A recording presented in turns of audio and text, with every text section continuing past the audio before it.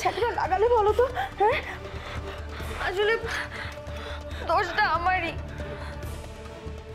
আমাকে মা বারবার করে বলেছিল যে আগুনের সামনে সাবধানে কাজ করতে।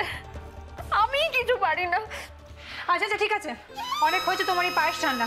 ওদিকে ডাইনিং টেবিলে সবাই ওয়েট করে বসে আছে।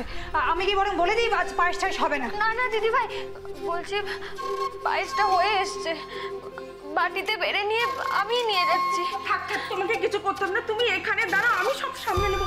আগে আমি ওষুধটা নিয়ে। হ্যাঁ যাও যাও যাও যাও।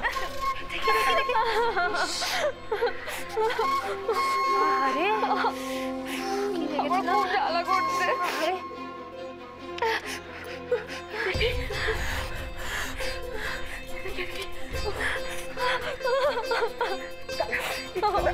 ওষুধটা লাগালে আরাম পাবে, এক্ষুনি কমে যাবে।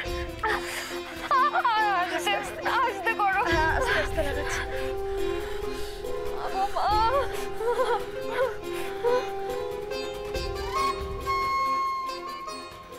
এত সহজে তোমাকে জিততে দেব না অহনা।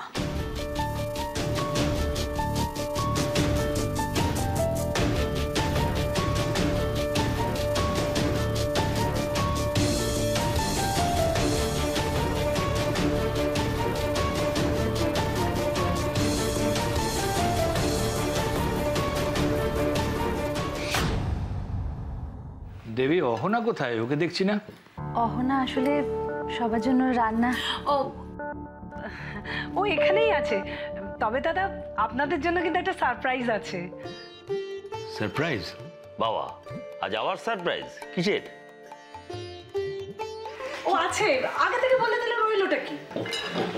তোদের কি ব্যাপার রিজু, তুই এত তাড়াতাড়ি? মোহর? হ্যাঁ, আসলে আজ কোনো ওটি ছিল না, কয়েকটা আউটডোর ছিল, সেরে চলে এলাম। আর মোহর তোর? আরে দেখো না, মেজদা ভাইয়ের বিয়ের চক্করে আমি ভুলেই গেছি যে স্কুলে এক্সাম চলছে, তাড়াতাড়ি ছুটি হয়ে গেছে। খুব খিদে পেয়েছে, এত খিদে পেয়েছে না বলার কথা নয়। আচ্ছা, কি একটা সারপ্রাইজ আছে বলছিলে? এই যে সবাই মিলে একসঙ্গে খেতে বসেছি এতদিন পর, এটা কি কম বড় সারপ্রাইজ? হ্যাঁ হ্যাঁ, তুমি একটা কথা বলতে বলতে থেমে গেলে। কোথায় অহনা, কোথায়?